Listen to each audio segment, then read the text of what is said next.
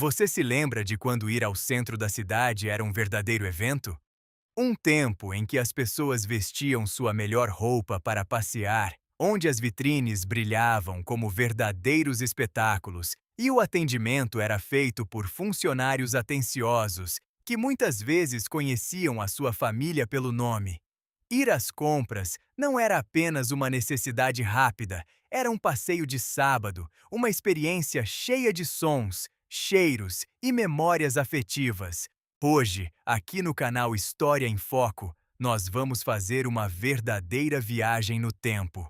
Vamos fechar os olhos e redescobrir as 5 gigantes do comércio brasileiro que desapareceram dos nossos mapas, mas que deixaram uma saudade imensa no coração de milhões de brasileiros.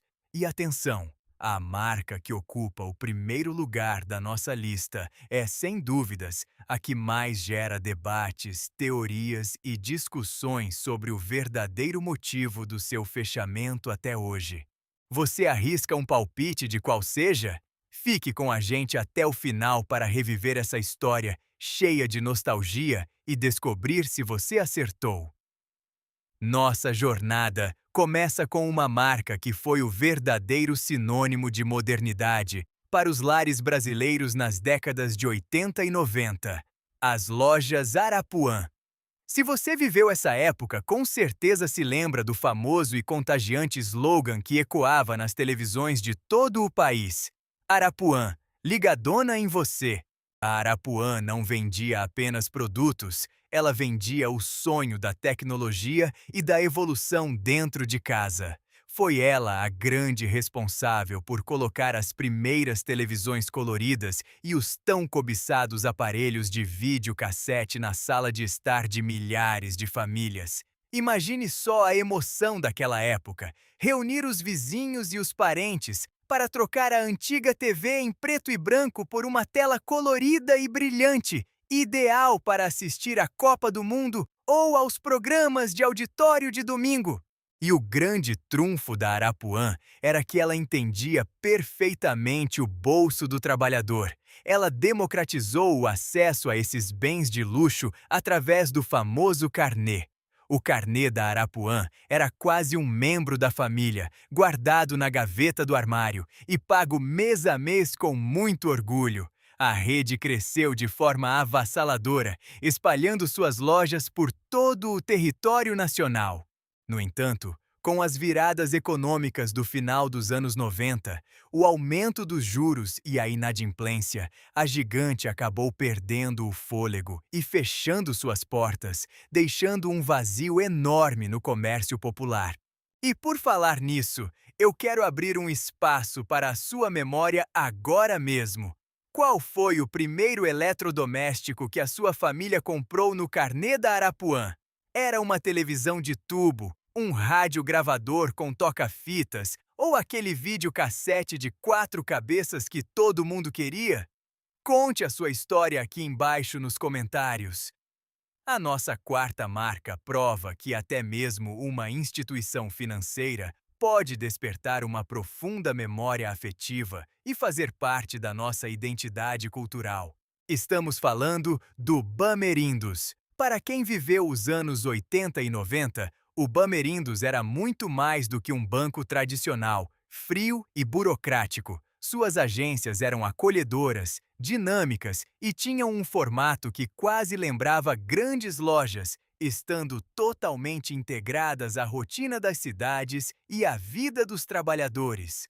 Bastava ligar a televisão no intervalo da novela ou do futebol para ser impactado por uma das campanhas publicitárias mais famosas e inesquecíveis da história da nossa TV.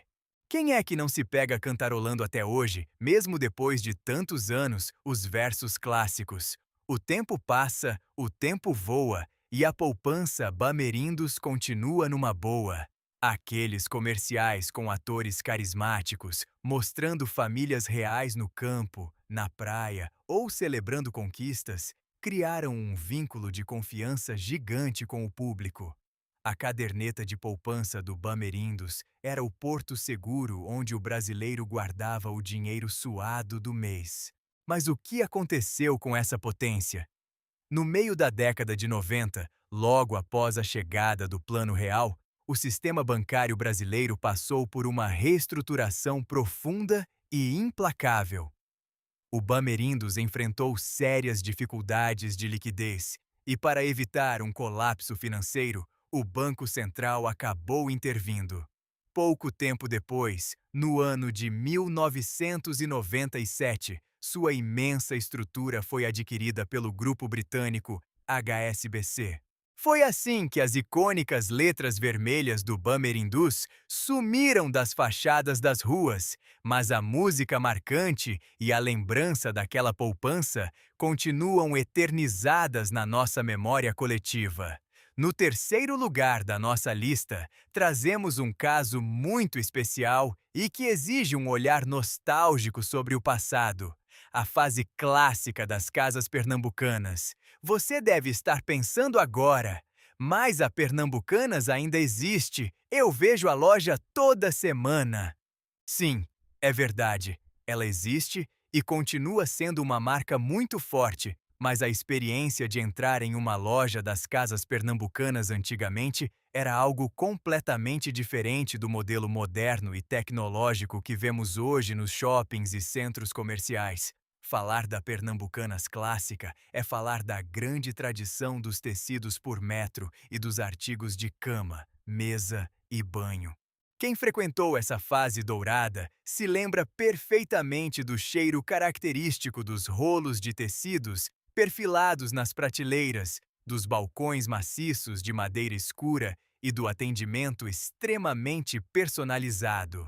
O vendedor esticava o pano sobre o balcão e media metro a metro usando uma régua de madeira fixa na própria mesa, cortando o tecido com uma precisão cirúrgica para que as mães e avós fizessem os vestidos de festa ou os uniformes escolares das crianças. E claro, é impossível falar dessa marca sem lembrar a maior obra-prima do marketing de inverno do Brasil, o famoso comercial em animação, onde o frio batia na porta e a música respondia: "Quem bate? É o frio! Não adianta bater, eu não deixo você entrar! As casas pernambucanas aquecem o meu lar!"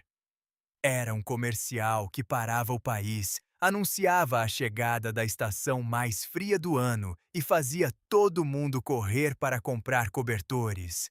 Com o passar das décadas, a empresa precisou se reinventar drasticamente para sobreviver, focando em moda, vestuário pronto e tecnologia, deixando para trás aquele ambiente acolhedor de tecelagem que marcou gerações. Uma evolução comercial necessária, mas que nos faz olhar para trás com muita saudade daquela atmosfera única de antigamente. A nossa segunda marca nos leva diretamente ao coração pulsante da maior metrópole do país. Estamos falando do Mapping, o verdadeiro templo do comércio paulistano. Fundado originalmente por irmãos ingleses, o Mapping viveu seu auge absoluto quando se instalou no imponente e majestoso edifício na Praça Ramos de Azevedo, bem em frente ao Teatro Municipal de São Paulo. Entrar no Mapping era uma experiência de puro deslumbramento e fascínio. O prédio contava com as primeiras escadas rolantes da cidade, que na época se tornaram uma atração turística à parte. Muitas pessoas viajavam de cidades do interior do estado apenas para ver de perto e experimentar a sensação de subir naquela escada que se movia sozinha. O Mapping era dividido por andares temáticos e setores de absoluto luxo e variedade.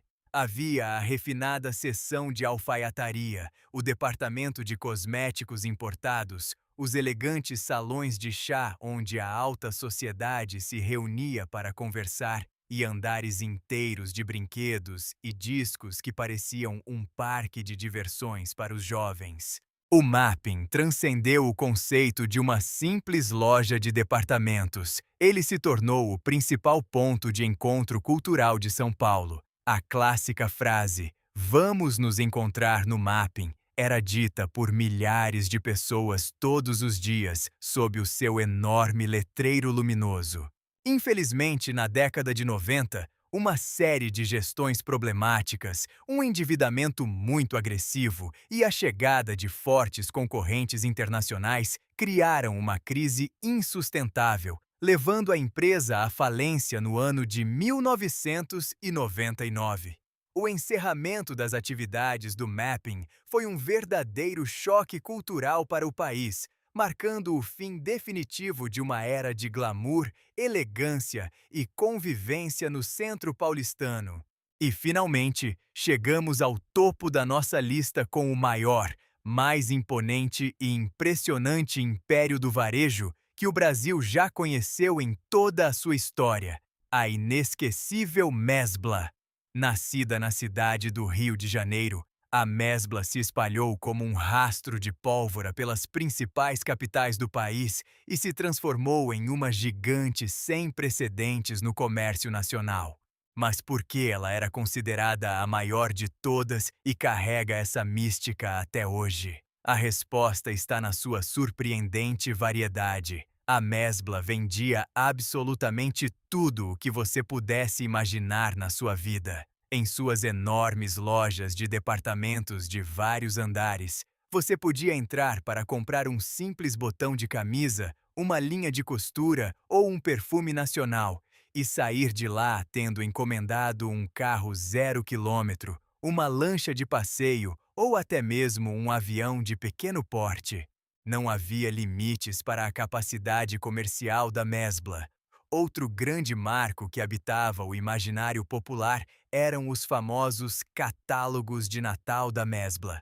Essas revistas grossas, pesadas e ricamente coloridas eram distribuídas no final do ano e funcionavam como verdadeiros livros de desejos para as famílias brasileiras. As crianças passavam horas e horas folheando as páginas cheias de brinquedos clássicos, enquanto os adultos planejavam os presentes da família inteira e a decoração da casa para as festas. Mas como um império desse tamanho pôde desmoronar de forma tão drástica? O declínio da Mesbla começou a desenhar seus contornos entre o final dos anos 80 e o início dos anos 90.